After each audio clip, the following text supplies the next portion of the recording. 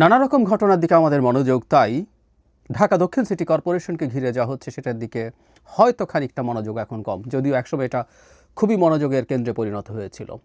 সম্প্রতি 1 বা 2 দিন আগের কথা বলছি, জনাব আসিফ মাহমুদ সজীব ভূঁইয়া এই সিটি কর্পোরেশন বিষয়ক যে মন্ত্রণালয় LGRD সেটার উপদেষ্টা একটা ভয়ঙ্কর অভিযোগ করেছেন। সেটা হলো জনাব ইশরাক হোসেন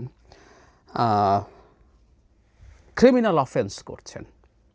মানে এটুকু শোনার সাথে সাথে আমাদের বলে দেওয়া উচিত তাহলে সরকার ইশরাক হোসেনকে গ্রেফতার করুক, মামলা হোক, সব কিছু। এই জায়গায় কেন চলে গেল, এখনও কেন কন্টিনিউ করছে, এটা আসলে খুবই গুরুত্বপূর্ণ প্রশ্ন। আমি জনাব আসিফ মাহমুদ কি বলেছেন সেটা একটু বলি, তারপর কথা বলি।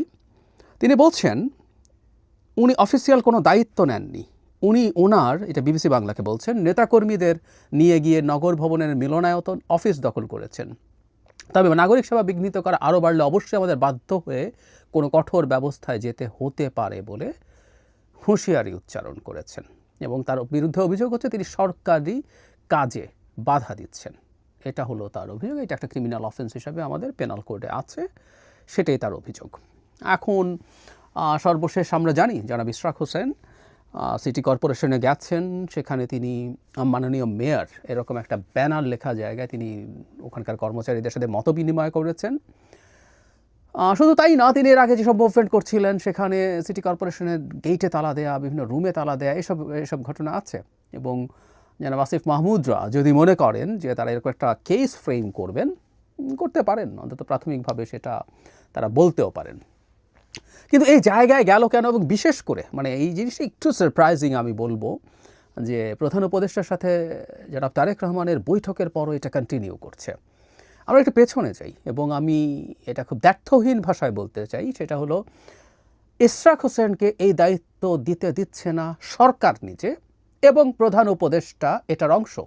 আমি রিপিট করছি, ইশরাক হোসেন যে দায়িত্ব পাবেন না, তাকে যে দায়িত্ব দেয়া হবে না, এটা প্রধান উপদেষ্টা সহ উপদেষ্টা পরিষদের সিদ্ধান্ত। এটা এককভাবে জনাব আসিফ মাহমুদ সজীব ভূঁইয়ার মনে হয়েছে বলে দিচ্ছি না, ব্যাপারটা এইরকম না। তিনি সামনে আছেন এবং তিনি অবশ্যই চান না। তিনি কেন চান না, নানান আলাপ আলোচনা আছে, আমি সেটাও একটু বলে নিতে চাই।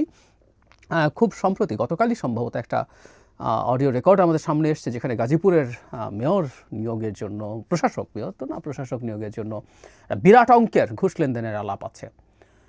আমরা নিশ্চিতভাবে বলতে পারবো না, কিন্তু অভিযোগ আছে নানান রকম। এবং তারই APSকে দুর্নীতির জন্য দুদক ডেকেছে, তার বিদেশ যাত্রা নিষিদ্ধ করেছে। এবং আমরা তখনই একটা কথা বলছিলাম, APS টাকা খায়, APS অসৎ, APSের বিরুদ্ধে বহু টাকা দুর্নীতির অভিযোগ দীর্ঘদিন থেকে ছিল।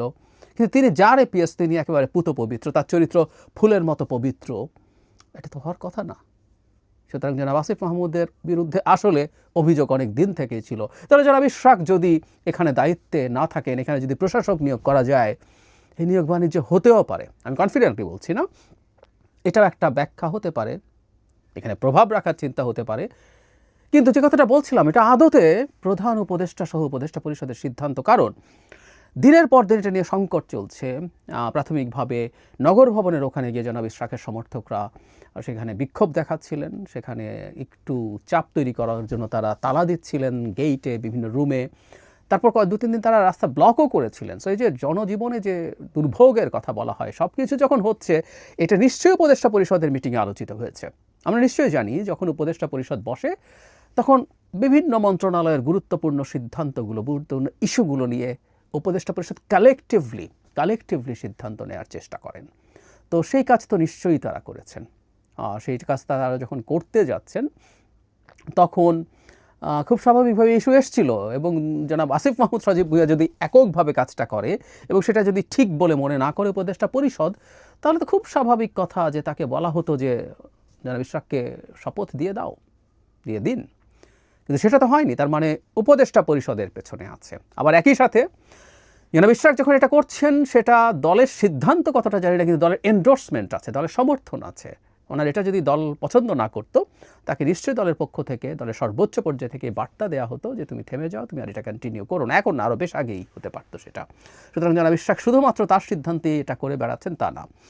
আমি প্রথম যখন এটা হচ্ছিল তখন আমি এটাকে আসলে একটা প্রক্সি ওয়ার বলছিলাম। এটা আসলে একটা শক্তি পরীক্ষার ক্ষেত্রে পরিণত করা হয়েছে। সরকার বিএনপির শক্তি দেখতে চাইছে, বিএনপিও সরকারকে চাপ দিয়ে তার দাবি অর্জন করতে পারে কিনা দেখতে চাইছিল। বাকি যা লিগ্যাল আলোচনা এগুলো একেবারে বাকওয়াজ, কারণ আমি ওই নিটিগ্রিটিতে যাচ্ছি না। হাস্যকর সব যুক্তি সরকারের দিক থেকে দেওয়া হয়েছে এবং এই সরকারের একটা নজির আছে, যদিও সরকার বলছে সে সময় একজন ভিন্ন এলজিআরডি উপদেষ্টা ছিলেন।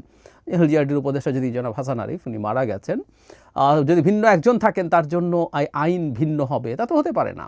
এবং তিনি যখন দিয়েছেন তার এই সিদ্ধান্তটাকে এই সরকার আপহোল্ড করা উচিত, অথবা আমি আবারও বলছি, যদি এটা বৈধ হয়ে থাকে তাহলে চিটাগংয়ের মেয়রের শপথ দেওয়াটাও অবৈধ এবং তাকেও যে কোনো সময় টার্মিনেট করা যায়। আমরা জানি সরকারের এক্সিকিউটিভ পাওয়ার আছে, তাহলে ওটা যদি ভুল সিদ্ধান্ত হয় এখনই চিটাগং মেয়রের পদ থেকে জনাব শাহাদাতকে সরিয়ে দেওয়া উচিত।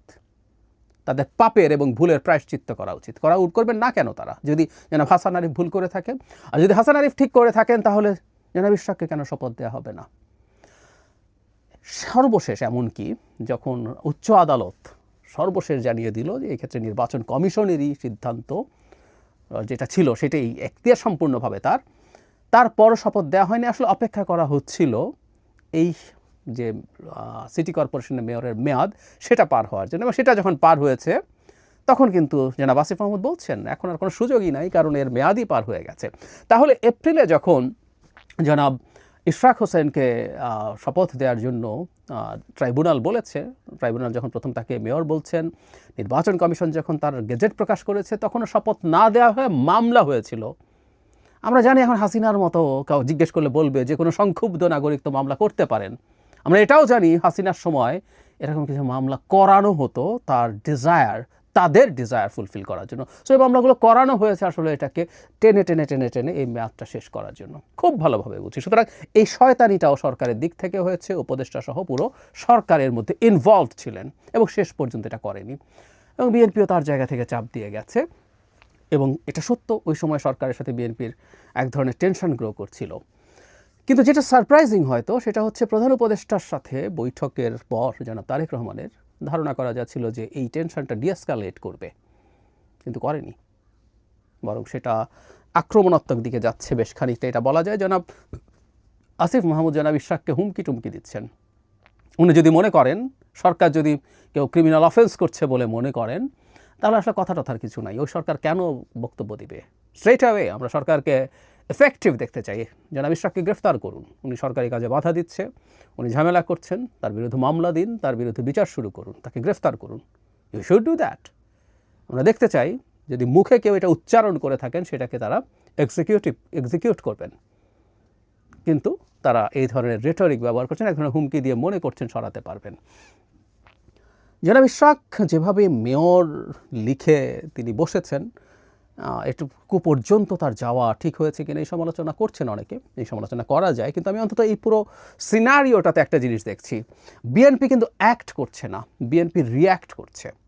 প্রত্যেকটা জিনিস, এই যে প্রথম থেকে শপথ দেওয়া হলো না, এরপর যা করা হয়েছে প্রত্যেকটা যখন বিএনপি দেখছে, বিএনপি না বলে আমরা আসলে এভাবে বলবো, জনাব ইশরাক এবং তার সমর্থকরা, এবং অবশ্যই আবারও বলছি বিএনপির এন্ডোর্সমেন্ট আছে, যে প্রত্যেকটা ক্ষেত্রে যখন দেখা গেছে যে সরকার আসলে একটার পর একটা ব্যারিয়ার তৈরি করছে জনাব ইশরাককে শপথ না দেওয়ার জন্য, তখন খুব স্বাভাবিকভাবেই বিএনপি পাল্টা রিয়াকশান করে তার মাঠের শক্তি, তার মাঠে তার চাপ দেওয়ার সক্ষমতা শো করতে চেয়েছেন। এবং এই চাপের মুখে হয়তো আরও কারণ ছিল, এর মধ্যে চাপের মুখে প্রধান উপদেষ্টা অভিমান করেছিলেন তিনি পদত্যাগ করবেন, মনে আছে আমাদের নিশ্চয়ই। বিএনপি দুদিন, মানে বিএনপির শাখের লোকজন 2-3 দিন রাস্তা ব্লক করেছেন, তাতেই একজন উপদেষ্টা এতটাই ক্ষোভ দেখালেন ক্যামেরার সামনে, অথচ তাদের ভাষ্যমতেই প্রায় 200 এরকম দাবি দেওয়া এবং রোড ব্লকেডের ঘটনা ঘটেছে। যদি তাই ঘটে থাকে, হঠাৎই 3 দিনে বিএনপির উপরে ক্ষোভ, আমরা বুঝতে পারি কারণটা কি। তো ওই টেনশনের সময়টা পার হয়েছে, যে বৈঠক হলো, তারপর অনেকটাই ডিএসকালেটেড হয়েছে বলে আমাদের মনে হচ্ছিল, দুই পক্ষই সাদা পতাকা উড়িয়েছেন, কিন্তু না, আবার এক ধরনের আক্রমণাত্মক অ্যাটিটিউড আমরা দেখছি। এবং আমি মনে করি যেটা জনাব ইশরাক যে অভিযোগ করেছেন, জনাব আসিফ মাহমুদ শপথ ভঙ্গের মতো কাজ করেছেন, যেহেতু তিনি প্রাথমিকভাবে দায়িত্বপ্রাপ্ত, আমরা সরকারের আগে এই উপদেষ্টাকেই বলবো, তিনি অনুরাগ বিরাগের বশবর্তী না হয়ে কাজ করার জন্য শপথ নিয়েছিলেন, কিন্তু তিনি বিরাগের বশবর্তী হয়ে জনাব ইশরাকের বিরুদ্ধে অবস্থান নিয়েছেন, এটা মনে করা যথেষ্টের বেশি যৌক্তিক কারণ আছে। এবং এই ব্যাপারে বিএনপিও যে খুব সিরিয়াস তার একটা প্রমাণ হলো জনাব তারেক রহমান যেদিন 31 ডিসেম্বরের মধ্যে নির্বাচন হতে হবে খুব টাফ ভাষায় বলেছিলেন, সেদিন জনাব ইশরাকও একটা আলোচনার মধ্যে তার বক্তব্যের মধ্যে এনেছিলেন এবং ওনার বিরক্তি আমরা খেয়াল করেছি, হুইচ ইজ লজিক্যাল, যে সরকারের দিক থেকে এই ধরনের আচরণ করা। কিন্তু এখনও এটা কন্টিনিউ করছে। আমি সরকার কেন এটা মনে করছে যে তারা এখনও বিএনপির সাথে এই ধরনের একটা অবস্থান বজায় রাখবে, নাকি এটা নেহায়াতি একজন প্রশাসক নিয়োগ করা জনিত উপার্জন অথবা অন্য কোনো স্বার্থের কারণে, সেটা দেখা দরকার আছে। আর বিএনপি আমার মনে হয় এখান থেকে খুব বেশি সরেও আসবে না। আমি ব্যক্তিগতভাবে মনে করি বিএনপি মাঠে তার অবস্থান কোনো না কোনো ফর্মে রাখার চেষ্টা করবে। ফেব্রুয়ারিতে নির্বাচনের একটা প্রাথমিক ঐক্যমত্য হলেও দেয়ার আর মেনি প্লেয়ার্স, পেছনে পেছনে খেলছেন মানুষ আছে, সরকারের ভেতরে আছে, বাইরে আছে। সো কোনো না কোনো ফর্মে বিএনপি মাঠে থাকার চিন্তা করবে। সেটা এখন এই জনাব ইশরাক ইস্যুতে থাকার চিন্তা করতে পারে, ভবিষ্যতে তার খুব ব্লকেট টাইপের কিছু না, কিন্তু মিছিল সমাবেশ এগুলো সম্ভবত সে কন্টিনিউ করবে, যদিও সামনের সময়টা আবহাওয়ার দিক থেকে খুব ভালো না, ঝড় বৃষ্টি চলবে। এটা পেরিয়ে যাওয়ার পরও বিএনপি আমার মনে হয় তার মাঠের অবস্থান সরাবে না। এবং সরকার যদি এটার একটা কোনো ধরনের ভিন্ন কোনো ধরনের সুরাহা না করে, বিশেষ করে তার টেনেও শেষ হয়ে গেছে এটা বলে আর শপথ দেওয়া যাবে না, আমার মনে হয় না বিদ্যমান পরিস্থিতিতে এটা একটা সমাধানের পথ হতে পারে। দুই পক্ষই এখন তাদের মধ্যে আলোচনা করতে হবে এবং আলোচনার মাধ্যমে যারা ইশরাককে কোনো না কোনোভাবে সিটি কর্পোরেশনে কি করা যেতে পারে সেটা আলোচনার মাধ্যমে ঠিক করে তারা একটা সমাধান করতে হবে।